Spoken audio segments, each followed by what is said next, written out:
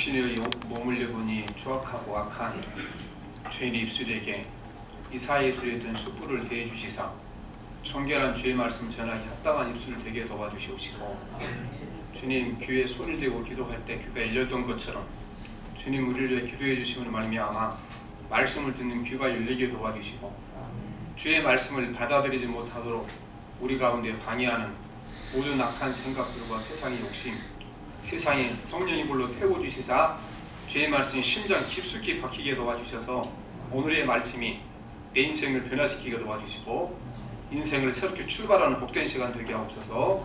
주님 이름으로 기도합니다. 아멘. 영화를 만들면 반드시 그 예고편을 다시 만듭니다. 그래서 예고편 영화를 널리 알려서 사람들이 영화를 보게 하도록 만든 겁니다. 근데 예고편 영화는 사람들이 눈길이 갈 만한 그런 부분을 편집을 합니다. 눈길이 갈 만한 것, 어떤 자극적인 것, 이런 장면만 편집을 해서 예고편 영화를 만들어 놓습니다. 사람들이 예고편을 보고 저 영화를 보고 싶다, 이런 마음이 들게 하려고 예고편을 만들어 놓습니다. 그러니까 예고편 안을 보면 그걸 봐서는요, 내용이 뭔지 전혀 모릅니다. 거기에 줄거리가 없으니까 가장 자극적인 것, 또 우리에게 눈길이 가는 것, 이런 장면만 모아서 만들어 놓은 것이 예고편입니다. 여기다 줄거리를 넣어버리면 안 되는, 그런 예고편 영화 실패하는 겁니다. 줄거리를 넣어버리면 그거를 이제 영어 단어로 스포일러라는 거거든요. 사람들한테 미리 이 정보를 주거나면 나중에 영화를 볼 때 기믹 빠져 재미없다는 거죠. 스포일러 이제 하지 않도록 만들죠. 예고편을 만들 때. 예수님께서 세상에 계실 때에 많은 기적들을 행하셨습니다. 병을 고치시고 바다를 버리시고 엄청난 기적을 행하셨죠. 근데 예수님이 행하신 이 기적은 사실은 예고편 영화 같은 겁니다. 그게 주님이 주시고자 하신 원래의 목적은 아니라는 겁니다. 그 기적과 주님의 놀라운 능력을 보고 예수님께 와서 이상의 것, 본 영화를 보기를 원하는 것이 예수님의 기적의 목적인 것입니다.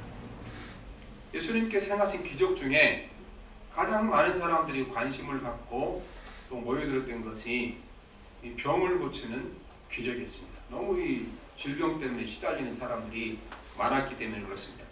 지금 이렇게 좋은 약들, 좋은 병원들, 의술이 발달한 시기에도 보면 우리가 조금씩 안 아픈 사람 없잖아요. 거의 다 아프잖아요. 강원도 또 저 친구가 한번 목회를 했거든요.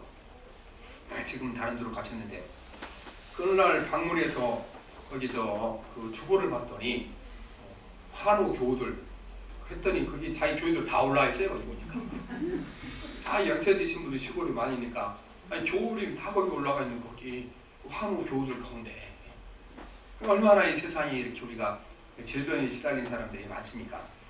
그래서 이 병 고침을 받는다 그러면 사람들이 관심을 기울이게 되죠.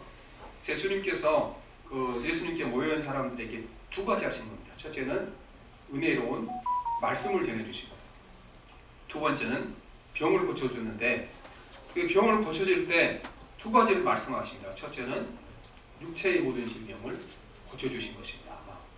교복한 사람 귀를 열려주시고, 이제 걷지 못한 사람을 걷게 하시고, 눈눈병자를 낫게 하시고, 그 다음에 보면 귀신을 쫓아냈다 말씀이 나오죠.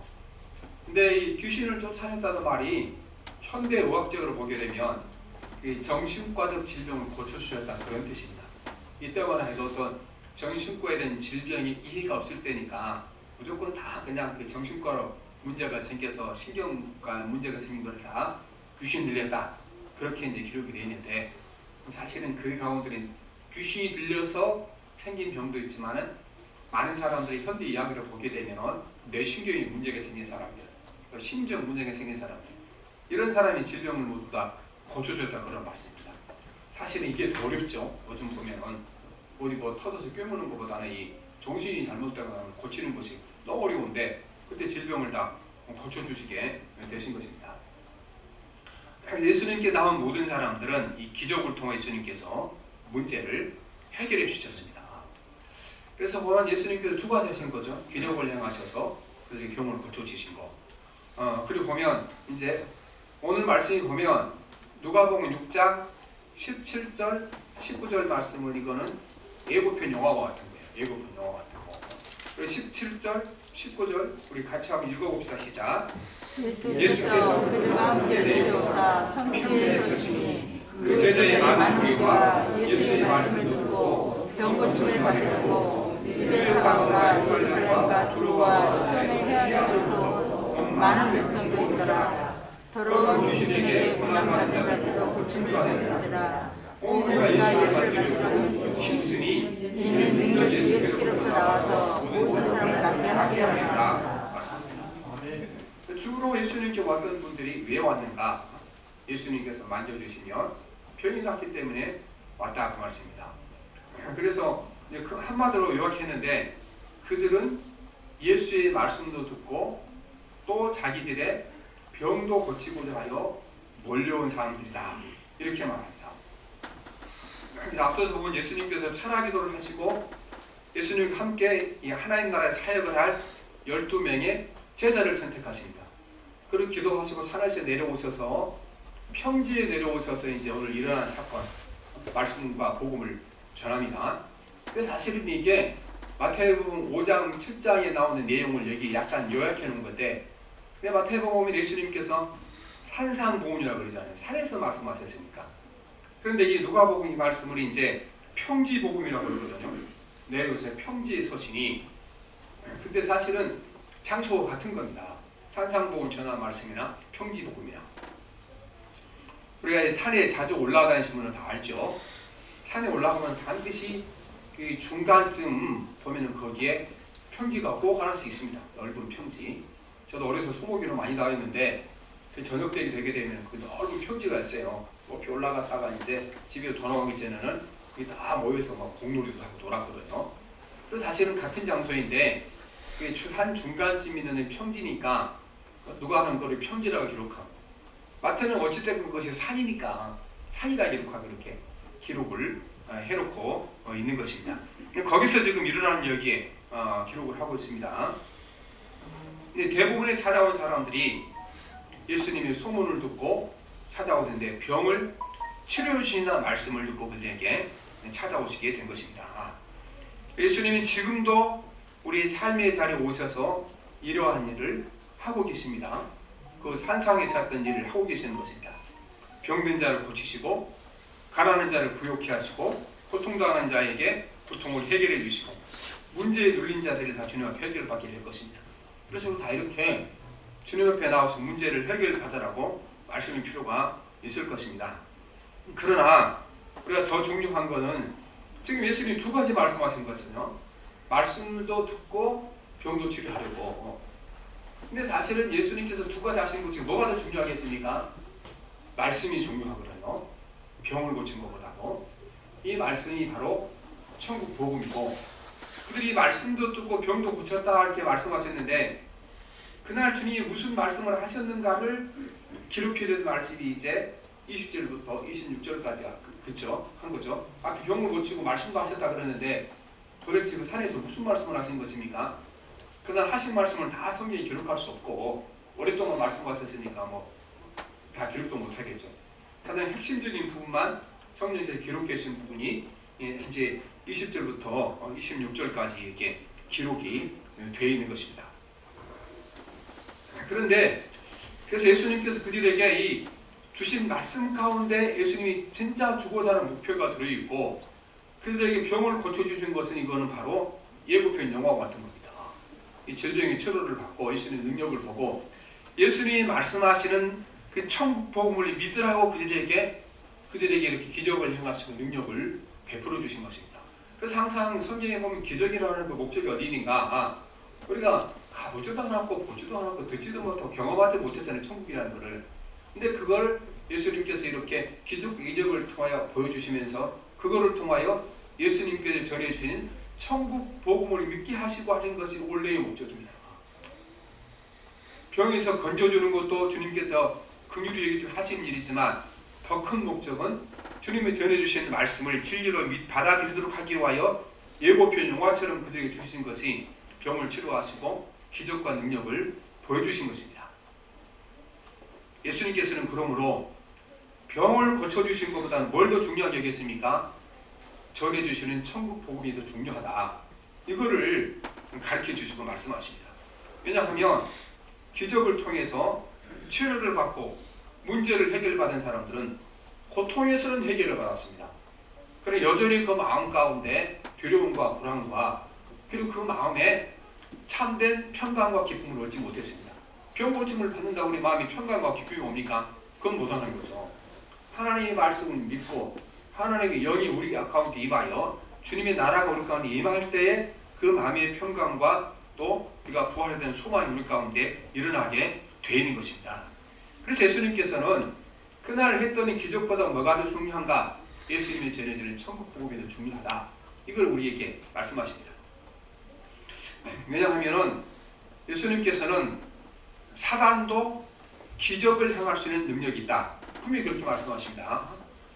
마가복음 13장 22절에 보면 거짓 그리스도들과 거짓 선지자들이 일어나서 이적과 기사를 행하여 할 수만 있으면 택하신 자들을 미혹하라 하리라. 거짓 선지자들과 거짓 목자들 뭘 할 수 있다고 말합니까? 이적과 기사를 행하여 할 수 있다 이렇게 말씀하십니다. 그거를 통하여 너희들이 천국 복음을 듣지 못하도록 유혹할 거다 이렇게 말씀하시죠. 그 다음에 요한계시록 19장 2절에 보면 꼬리같이 말씀하십니다. 짐승이 잡히고 그 앞에서 표적을 행하던 거짓 선지자도 함께 잡혔으니 이는 짐승이 표를 받고 그 우사에게 경배하는 자들을 표적으로 미혹하는 자들아.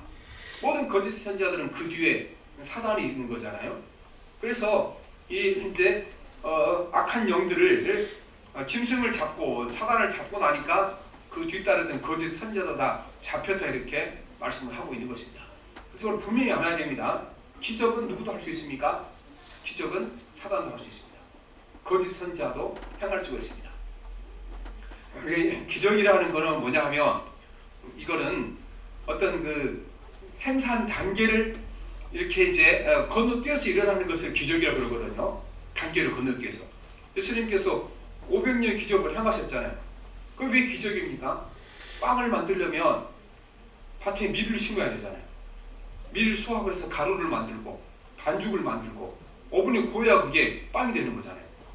근데 예수님께서 빵을 5개 빵과 2마리 물고기로 사람을 먹으실 때 그 과정을 생략하신 거죠. 밀을 심는 것도 생략하시고 추수하는 것도 생략하시고 가루를 빠는 것도 생략하시고 반죽하는 것도 생략하시고 오븐에 굽는 것도 생략하시고 어떻게 했어요? 빵이 나온 거잖아요. 그래서 기적이라고 그러는 겁니다. 질병도 마찬가지입니다. 우리가 이제 우리 생리의 원칙에 따라서 수술을 하고 약을 먹다는 기적이라고 말하지 않죠.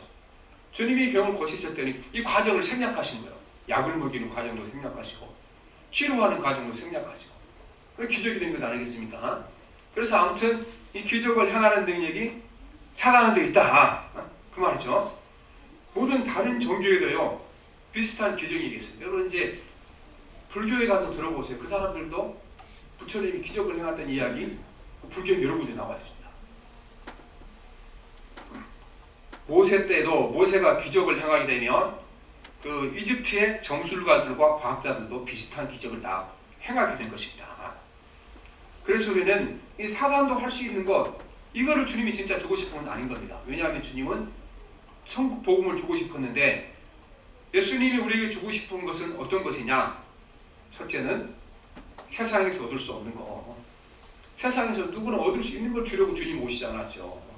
세상에서 얻을 수 있는 걸 주러 오셨으면 하늘에서 주님이 그때 오셔서 십자가 될 필요가 없는 거잖아요. 둘째는 사람의 노력을 얻을 수 없는 거. 이게 주님이 주고 싶은 겁니다. 셋째는 사단이 줄 수 없는 거. 이걸 주러 오신 거죠. 그래서 우리가 예수님이 주는 복음이거나 복음이라는 것은요 세상에서 얻을 수 없는 것이고 사람의 노력을 얻을 수 있는 것이고 또 사단은 줄 수 없고 오직 예수 그리스도만 줄 수 있는 것을 우리가 이거를 겉들어 복음이라 그렇게 말합니다. 그래서 예수님은 우리에게 기적과 이적을 보다 더 귀한 것을 우리에게 주러 오신 것입니다. 병을 고치고 육신의 문제를 해결하는 것은 예수님이 진짜 주고 싶은 것이 아니었습니다. 그 이상의 것을 주기 위하여 세상에 오신 것입니다. 그래서 예수님께서 우리에게 기적을 주신 것이 목적이 아닌 것을 분명히 말씀하신 성경구절 여러 가지 나오는데, 첫째는 예수님께서 기적을 통하여 병을 고쳐줄 때마다 꼭 나은 사람에게 당부하신 말씀이 있습니다. 이 이야기를 소문내지 말라 했거든요. 그런 말씀을 여러 번 하셨지만, 그러니까 대표적으로 한 구절만 보게 되면 누가복음 8장에 보면 예수님께서 죽은 아이를 살려줬어요. 죽은 아이를 살려준 다음에 그 부모에게 꼭 한 가지 당부를 합니다. 절대로 내가 죽은 아이를 살려줬다고 소문내지 말라. 자, 읽어볼게요. 예수께서 아이의 손을 잡고 불러 이르시되 아이야 일어나라 하시니 그 영이 돌아와 아이가 곧 일어나거늘 예수께서 먹을 것을 주라 명하시니 그 부모가 놀라는지라. 예수께서 경고하사 이 일을 아무에게도 말하지 말라 하시니라 이렇게 말씀하는 것입니다. 예수님께서 그래 결코 예수님이 기적으로 병을 고쳐주고 기적으로 이렇게 죽은 사람을 살리는 거 이런 사람으로 소문나기를 원하지 않았습니다. 주님께서 긍휼히 여기서 불쌍히 여기셔서 누구나 병든 자를 보며 그냥 이렇게 넘어가지 못하시고 질병을 고쳐주시고 사랑하는 아들을 잃고 애통하는 부모를 보며 불쌍히 여기서 그들을 고쳐주셨죠. 그러나 이게 자꾸 알려지다 보면 사람들이 여기만 집중하는 거잖아요. 그렇죠? 병이 낫고 기적을 통하여 육신의 문제를 해결하는데, 그러므로 주님께서 반드시 이런 일을 행할 때마다 소문내지 말라. 주님께서 병 고쳐진 자로 소문나기를 원하지 않았습니다. 뭐 어떻게 주님께서 알려지기를 원했습니까? 천국의 복음을 전하는 자고 주님이 알려지기를 원했다는 것입니다. 그래서 오늘 우리가 보면 가끔 보면 자기가 기적으로 뭐 병을 고쳤다 이래서 이거를 막 신문에다 내고 막 이렇게 막 소문낸 사람이 있는데, 여러분 그런 분들은 진짜 하나님의 선생 아닌 것을 기억하시길 바랍니다. 왜냐하면은 예수님이 그렇게 하시지 않으셨거든요. 누구 병 고쳐주고 나에게 오면 다 병든 자를 다 되로를 말씀하지 않으시고 조심하셨어요. 그렇게 예수님이 각인될까봐.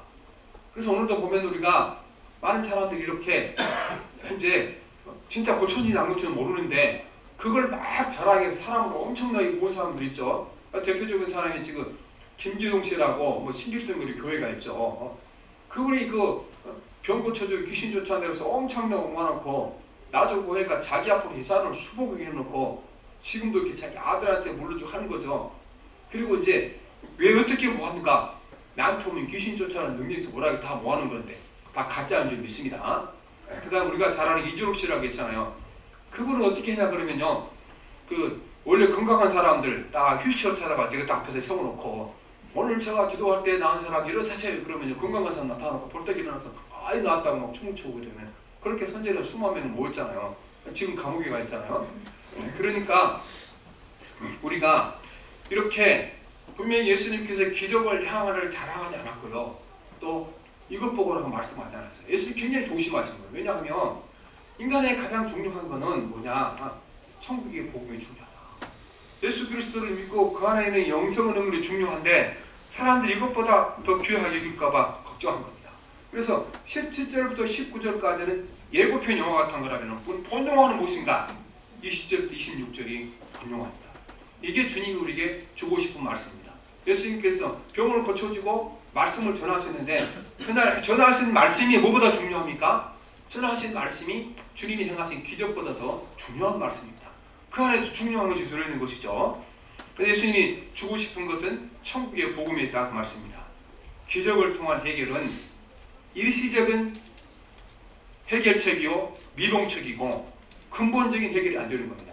왜냐하면 예수님께 병 고침을 받고 가는 사람들은 다 죽었습니다. 다 병 걸려 다시 죽었습니다. 아니, 근본적인 문제 해결이 안 했죠. 주님의 말씀에 주님의 자는 설교 안에는 뭐가 들어있습니까? 근본적으로 인간의 문제를 해결하는 방법이 들어있기 때문에 그게 더 중요한 겁니다. 예수님 하나님의 아들로 믿고 신뢰하는 사람들에게 그들은 죽음 후에 영생을 얻을 수 있는 길이 있기 때문에 예수님께서 그가 전해주는 천국 복음이 기적보다 중요하다 이렇게 말씀하시는 것입니다. 그래서 기적이 세상의 고통으로부터 문제로부터 해결을 했지만요 그들에게 기뻐 뛰며 춤추게 하지는 못했습니다. 예수님께서 말씀하시기를 그러나 내가 전해진 천국 복음을 믿는 사람들은 기뻐 뛰며 춤추게 되리라 말씀하죠. 그래서 6장 23절에 보면 그날에 기뻐하고 뛰놀라 하늘에서 너희 상이 큼이라 그들의 조상들이 선지자들에게 이같이 하였느니라 이렇게 말씀하죠. 주님의 복음을 믿고 영생을 얻는 사람들은 기뻐 뛰며 춤추게 되리라 이렇게 말씀하시는 것입니다. 그래서 병고침을 받고 육신의 문제를 해결받은 사람들 예수님은 기적보다 귀한 것을 그들에게 주셨는데 그게 바로 천국의 복음을 주신 것입니다. 오늘 말씀이 이제 요약된 말씀이 6장 20절로 22절인데 우리 같이 한번 봅시다. 시작. 예수께서 눈을 들어 제자들을 보시기 이르시되 너희 가난한 자는 복이 있나니 하나님의 나라가 너희 것이며 지금 줄인 자는 복이 있나니 너희가 배부름을 얻을 것이며 지금 우는 자는 복이 있나니 너희가 줄 것이요 인자로 말미암아 사람들이 너희를 미혹하며 멀리하고 욕하고 너희 이름을 악하다고 부를 때에는 너희에게 복이 있다. 하나님의 복이 임하게 되면 우리에게 놀라운 능력이 생긴다는 것. 어떤 능력이 생깁니까? 가난하지만 그 마음 가운데 기뻐하는 기쁨이 일어나게 생기기 때문에 그 심령 가운데 천국의 기쁨을 경험하게 된다 이렇게 말씀하십니다. 또 어떤 능력이 생깁니까? 굶주리지만 그 굶주림 속에서도 천국의 복음을 아는 사람들, 성령이 임한 사람들은 그 굶주림 가운데 참 기쁨과 평강을 얻는 능력이 생긴다는 말씀입니다. 그 천국 복음을 듣고 우리 안에 이 성령의 능력이 임하게 되면은 그때 우리 안에 하나님의 나라가 이루어지는 건데 그래서 우리에게 말씀하시기를 이제 가난한 자는 복이 있다 이렇게 말씀하시고 지금 줄인 자는 너에게 복이 있다고 말씀하십니다. 근데 이게 세상의 복이 아니잖아요. 어떻게 가난한 것이 복이고 굶주린 것이 복이겠습니까? 근데 예수님께 이것이 복이 있다 이렇게 말씀하시는 것입니다. 우리가 하나님 나라 소망 때문에 가난해진 사람은 복이 있는 사람입니다. 그래서 가난한 자는 복이 있나니 하나님 나라가 너희 것이며 그랬습니다. 왜냐하면 가난한 사람들이 복음을 믿고 받아들이는데 훨씬 더 좋은 조건을 가지고 있습니다. 우리가 보면 세상에서 많이 배우고 많이 가지고 지위가 높은 사람이 세상 살아갈 때는 훨씬 더 좋은 조건이죠. 그렇죠? 우리 취직을 해도 좋은 조건이고 춘기를 사기로 좋은 조건이고 사업을 해도 좋은 조건이잖아요. 우리가 사업을 해도요 돈이 많아서 목 좋은 데다가 비싼 데 가게를 얻어서 좀 돈이 되는 장사를 해야 그게 장사가 되지. 그냥 돈이 없다고 이렇게 골목길에 사람도 찾지 않는 곳에 거기다 가게를 열어봐요. 고생만 엄청나게 하지. 아무것도 없고 몇 달 못하다가 또 이제 문을 닫게 되는 거죠. 그럼 이게 무슨 복입니까? 그러나 우리 주님께서 말씀하시기를 가난한 자는 복이 있다. 왜 복입니까? 천국 복음을 받아들이는데 훨씬 더 좋은 밭이 그 마음의 밭이 되기 때문에 복이 있다고 말씀하는 것입니다. 그래서 가난한 자가 복이 있다고 말씀하시고 또 배고픈 자가 복이 있다고 말씀하십니다. 육신이 배고픈 자들이 영혼의 배가 고파 주의 말씀을 받아들이기가 쉬워지기 때문에 그렇습니다. 그리고 실제로 우리가 교회 역사를 보게 되면은 누가 어떤 사람이 예수를 많이 믿었습니까? 가난한 자, 힘이 없는 자, 버림받은 자. 이 사람들이 훨씬 더 주의 복음을 먼저 받아들였습니다. 그래서 고린도전서 1장 26절에 보면 사도 바울이 고린도 교인들이 이렇게 말합니다. 형제들아 너희를 부르심을 보라. 육체를 따라 지혜로운 자가 많지 아니하며 능한 자가 많지 아니하며 문볼 좋은 자가 많지 아니하다. 초대교회 교인들 대부분이 다 노예들이었습니다. 노예라는 그때 당시 사람 취급받지 못했잖아요. 왜냐하면 노예는 노예 시장에 있어서 사고 팔았잖아요. 그렇죠? 사고 팔았어. 자기 집에서 노예가 자녀를 낳잖아요. 그러면 그 사람들은 그 노예 주인들은 우리가 소 키울 때 송아지 낳은 거하고 똑같은 거예요. 갖다 내다 팔 수 있으니까 시장에 갔다가 이런 분들이 복음을 전할 때 먼저 받아들이고 예수님한테 돌아오는 역사가 나타났기 때문에 가난한 자가 복이 있다 말씀하시고 세상에 굶주린 자가 복이 있다 이렇게 말씀하고 있는 것입니다. 그래서 우리는 이 진리에 선 사람들은 또한 세상으로부터 미움을 받게 되다고 말씀하시죠. 칭찬받지 못한다는데 세상에서. 근데 이게 사실인 것이 하나님 앞에 진실한 선지자치고 사람들에게 높임을 받고 사람들 대접 잘 받는 사람이 아무도 없습니다. 예레미야 선지자가 세상으로부터 대접받지 못했고 이사야 선지자가 대접받지 못했고 성경이 나온 대부분의 선지자들이 이 땅에 대접받지 못했고 예수님께서 이 땅에 오셨을 때 많은 사람들로부터 버림을 받고 배반을 당하고 대접받지 못했다는 겁니다. 그들이 천국 복음을 가지고 사는 사람은 세상과 맞지 않게 되면 사람이 싫어할 수밖에 없죠. 그래서 우리가 세상 모든 사람들로부터 칭찬받는 사람이냐? 그 틀림없이 그건 가짜다. 거짓 선지자다. 그게 바로 6장 26절 말씀이죠. 함께 봅시다. 시작. 모든 사람이 너희를 칭찬하면 화가 있거든. 그들의 조상들이 거짓 선지자들에게 이와 같이 하느냐고 말씀하죠. 사람은요, 우리가 저 사람은 좋은 사람, 나쁜 사람 다 구별하죠. 근데 사람들이 좋은 사람, 나쁜 사람 구별하는 방법은 딱 한 가지입니다. 모든 사람들이 규칙이 다 마찬가지예요. 항상 나에게 잘해준 사람은, 내가 원하는 데 해준 사람은 좋은 사람이라고 그러고, 그 다음에 내 마음에 안 드는 사람, 내가 원하는 데 안 해주면 다 나쁜 사람이라고 그러죠. 세상은 다 그래요. 세상.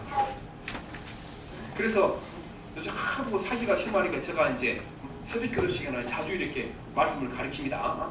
안 속는 과목은 한 가지밖에 없다. 안 속는 과목. 그래서 우리가 나한테 잘해주는 사람, 또 내 마음에 드는 사람, 이걸 기준으로 사람을 판별을 하면 꼭 언젠간 사기꾼을 당하게 돼 있다. 사람을 올 때 항상 저 사람이 하나님 앞에 올바로 살아가는 사람인가, 하나님을 두려워하는 사람인가, 이걸 기준으로 내가 가까이 할 사람, 내가 좋아할 사람 선택을 해야지. 나한테 뭐 이렇게 말도 좀 잘해주고 이렇게 뭐 음식 밥 한 동 몇 그릇 사주고 이렇게 해서 해놓으면요, 반드시 누군가 언젠간 한번 사기꾼들이 이렇게 도움이 되게 돼 있어요. 항상 사람이 그렇게 평가하거든요. 오늘 그렇게 평가합니다. 그런데 세상은 예수님의 방식을 좋아하지 않죠. 예수님의 방식을. 세상은 우선 땅에 있는 것, 우선 누릴 수 있는 것, 이걸 좋아하는 거죠. 그래서 여러분, 지금 서구 민주주의 국가나 미국이나 이런 나라들이 점점 쇠퇴해 갑니다. 이게 왜 쇠퇴해가? 민주주의가 좋긴 좋은 거지만요, 이 투표를 해서 대통령과 국회의원을 뽑다 보니까 이 표를 받고자 하는 사람들이 국가의 미래나 장래나 100년 후, 200년 후에 우리 후손들이 어떻게 살아갈까 했습니다. 전혀 신경 쓰지 않습니다. 뭘 신경 씁니까? 그냥 오늘 달콤한 거 준다고 얘기합니다. 그래야 뭘 얻으니까? 표를 얻으니까. 그게 민주주의 단점이 여기 있는 거예요. 오늘도 지금 마찬가지잖아요. 우리 대통령 선거 나온 사람들이 여러분, 우리가 헐 때를 절로 안 내고 우리가 참 불편해도 이렇게 살아야 우리 후손들이 미래가 있습니다. 당신의 손자, 손주들까지 길이 있습니다. 그 정도 돼야 지도자가 되는 거잖아요. 근데요, 백성들이 그런 사람들 표를 안 줘요. 표 받은 대통령들은 어떻게 해야 됩니까? 당장 지금 우리에게 필요한 거 준다고 한 거예요.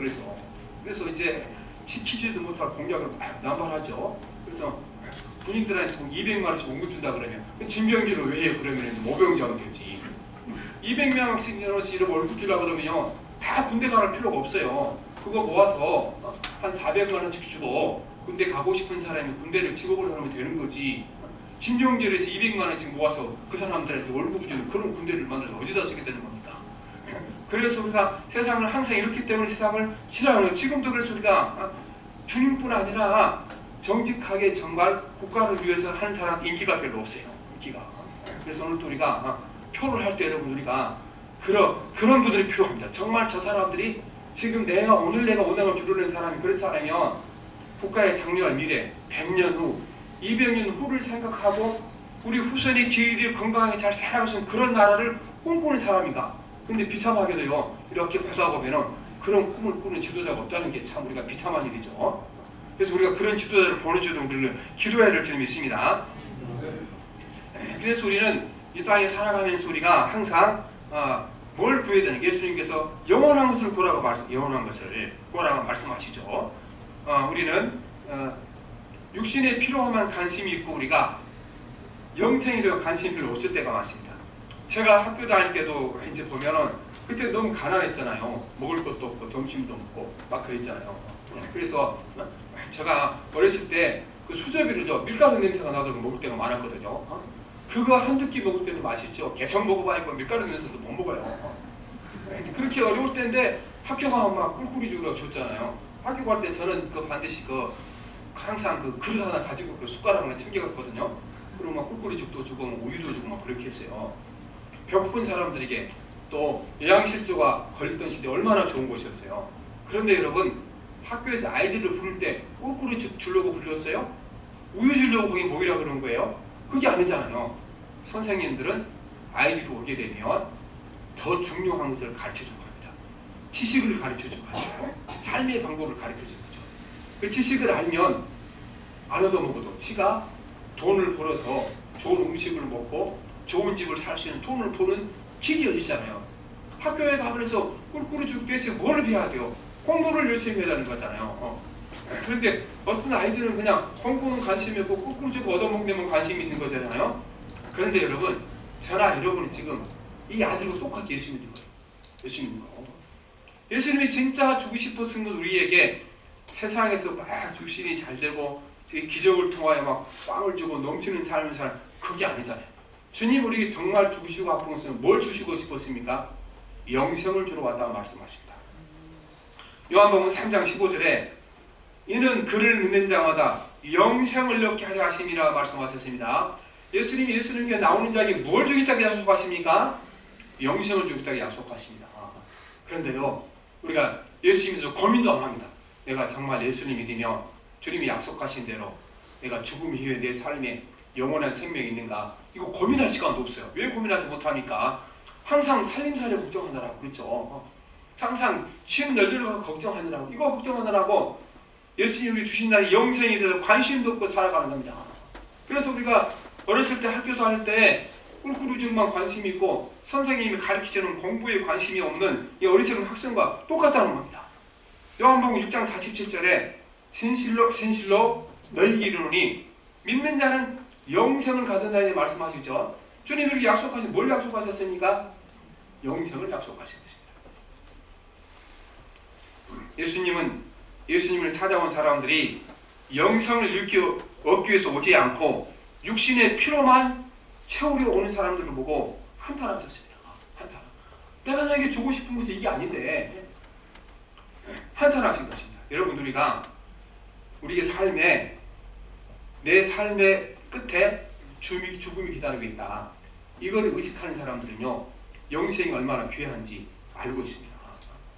그런데 우리가 이렇게 딱 그날에 이르기 전까지는 의식을 못하는 거예요. 딱 이제 내일, 오늘이래 내가 주님 앞에 갈 거다. 그날에 닥치기 전까지는 영원히 땅에 살 줄 알고 살아가죠. 그러니까 어떻게 합니까? 그러니까 우리가 주님이 약속하신 영생의 복을 예수 믿는 것이 아니고 잠시 있다가 떠날 육신의 복을 위해 열심히 살아가지 않습니까? 지난주에는 제가 이 죽음의 소식을, 저보다 이렇게 연세가 낮은 분들의 죽음의 소식을, 두 가지 소식을 들었어요. 제 고향의 친척 동생이 죽었다 계기를 듣고, 또 한편 우리 성가대에 서셨던 한수연 집사님이라고, 그분도 그 나이가 많지 않으신 분인데 잠자다가 심장병으로 돌아가셨다, 이런 말씀을 드렸습니다. 여러분, 우리가 죽음이라는 건 우리 발 앞에 와 있어요. 우리 발 앞에. 언제 올지 모르는 겁니다. 그래서 인간의 운명의 가장 이제 비극적 운명이 뭡니까? 우리 모두에게 다 끝에 뭐가 기다리고 있습니까? 죽음이라는 딱 야가리를 딱 멀리 기다리고 있습니다. 와봐라, 기다리고 있잖아요. 그 상황에서 우리 귀한 것이 뭐가 귀하겠습니까? 돈이 귀하겠습니까? 건강이 귀하겠습니까? 우리 직장이 귀하겠습니까? 영생보다 귀한 것은 없습니다. 그래서 주님께서 그날 병을 다 고쳐주시고 뭐를 전하시겠습니까? 말씀도 듣고 병도 고치러 왔는데, 그날 병도 고쳐주시고 그날 말씀을 전하셨는데 무슨 말씀을 전하셨어요? 천국 복음 전하셨는데, 복음 핵심이 뭐예요? 나를 믿는 자에게는 영생을 얻을 것이다, 이거잖아요. 예수 그리스도 앞에서 죄사함을 받고 용서를 받고 하나님의 자녀가 되게 되면 세상에 살아가는 동안 성령의 능력이, 천국의 능력이 임하서 너희가 가난해도 가난을 극복하고 네가 평강과 기쁨이 나 안에 있을 것이다. 성령의 능력이 임하여 천국이 네 만큼 임하게 되게 되면 굶주려도 영적으로 부유하게 되면 네 마음 가운데 기쁨이 하고 평강이 임할 거다, 이렇게 말씀하시고, 또한 너희가 영원한 주님의 나라를 이미 보장받은 사람, 이렇게 말씀하시는 것입니다. 그래서 예수님께서 이제 한탄하신 것입니다. 아마 오늘 우리보다 주님이 천국 똑같이 한탄할 겁니다. 내가 이렇게 목이 터져도록 외쳤는데, 내가 기적을 통하여 여러분에게 물질적으로 육신적으로 줄 수 있는 것보다 더 귀한 것이 내 말을 듣고 나를 믿고 영생을 얻는 것이 더 중요하다. 목이 터지도록 외쳤는데 수많은 사람들이요 관심 없으세요. 그러니까 주님께서 한탄하시면서 그들에게 경고하십니다. 요한복음 5장 40절에 보면 너희가 영생을 얻기 위하여 내게 오기를 원하지 아니하는도다. 이렇게 말씀하죠. 부자가 되기 위해서 오는 사람도 있고 병 낫기 위해서 오는 사람도 있고 수많은 사람이 봤잖아요. 그런데 예수님이 가만히 예수님이 마음을 들여다보시니까 가만히 들여다봤더니 정말 이 인간이 언젠가는 죽어질 건데 죽어질 인간에게 생명보다 영생보다 더 중요한 게 어디인가? 나는 주님 안에 영생이 있으니까 주님을 믿겠습니다. 이런 마음으로 주님을 믿은 사람이 거의 없으니까 주님께서 말씀하시기를 너희가 내게 오기는 오되 영생을 얻기 위해 오는 자가 없도다 이렇게 말씀하십니다. 그리고 예수를 믿긴 믿지만 영원한 생명이 목적이 아니고 하나님 나라 천국이 목적이 아니고 땅에서 잘 먹고 잘 살기 믿는 사람들을 주님 경고하십니다. 어떻게 경고하십니까? 요한복음 3장 36절에 보면 아들을 믿는 자에게는 영생이 있고 아들에게 순종하지 아니하는 자는 영생을 보지 못하고 도리어 하나님의 진노가 그 위에 머무르느니라 이렇게 말씀하시는 것입니다. 그래서 땅의 일이 모든 일이 잘 되어서 막 좋은 집도 짓고 그 다음에 건강해서 막 100살까지 살고 그래도 주님 앞에 나와서 주님을 믿지 않는 사람들은 그 위에 뭐가 있습니까? 그 위에 하나님의 진노가 놓여있다 이렇게 말씀하고 있는 것입니다. 예수님은 하나님의 나라를 주러 오셨습니다. 땅에 사는 동안 우리 가운데 이제 가난해도 병이 들어도 성령의 능력이 임하시면 평강과 기쁨의 삶 가운데 그 천국 우리에게 임하게 되는 겁니다.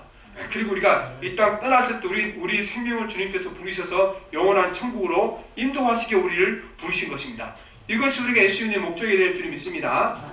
여러분 인간이 죽게 될 것이면 우리가 내 앞에 죽음의 사자가 있다 이것을 아는 사람들에게 영생보다 귀한 것은 없는 줄 믿습니다. 오늘 주님이 다시 한번 저와 여러분에게 우리에게 머리 터지도록 다시 한번 외치고 계십니다. 이 음성을 우리가 드려야 될 줄 믿습니다. 내가 너희에게 주러 온 것은 영생을 주러 왔다. 기적을 통해 빵을 주는 것도 아니고 살려놓으면 다시 죽을래 육신이 병 고치는 것도 아니고 그 주님 내가 주긴 좋지만 그게 아니고 예수 그리스도의 죄사함 받고 하나님의 자녀가 되어 영생을 얻어 천국에서 영원한 삶을 누리는 그것이 내가 너에게 주고 싶은 것을 이렇게 말씀하고 있는 것입니다. 우리가 오늘 또 우리가 주님이 말씀하신 대로 이 영생의 복을 받아 누리시기를 바랍니다. 그를 믿는 자마다 영생을 얻게 하심이라 진실로 너희 이르노니 믿는 자에게는 영생을 가졌나니 이 복이 진짜 복이고 기적보다 귀한 줄 믿습니다. 기도하겠습니다. 살아계신 하나님 아버지, 우리가 우리 인간의 문제를 생각해 볼 때, 내 삶의 끝을 생각해 볼 때 우리는 아퀴캄캄하고 두려움과 불안을 앞설 수밖에 없습니다. 우리가 아무리 열심히 살아도 세상 일이 아무리 잘 때에도 그 끝에 죽음이 아가리를 벌고 우리를 삼키려고 했는데 우리가 이 세상에서 잘 먹는 것이 무슨 소용이 있으며 잘 사는 것이 무슨 소용이 있으며 하나님 편히 사는 무슨 소용이 있습니까? 주님께서 우리에게 영생을 주러 오셨고 주를 믿는 자에게 영생이 있다고 말씀하셨습니다. 그러나 많은 주를 따르는 사람들이 영생의 복보다는 땅에서 잘 먹고 잘 믿는 것을 목적으로 살았습니다. 살아계신 하나님 아버지, 이 시간 우리에게 성령의 능력을 베풀어 주시자 진실로 하나님 아버지 우리가 가난하고 굶주려도 우리 가운데 하늘의 평강과 기쁨이 있는 하늘나라의 능력이 임하게 도와주시옵시고 주님 우리에게 영생의 복을 사모하게 도와주시고 우리 마음가운데 믿음을 주셔서 내가 이 세상 끝나는 날 주님이 나를 하늘나라에서 영접하셔서 주님과 더불어 영원히 살 그날을 믿는 믿음의 확신을 더하여 주시옵소서. 예수님 이름으로 기도합니다. 아멘. 우리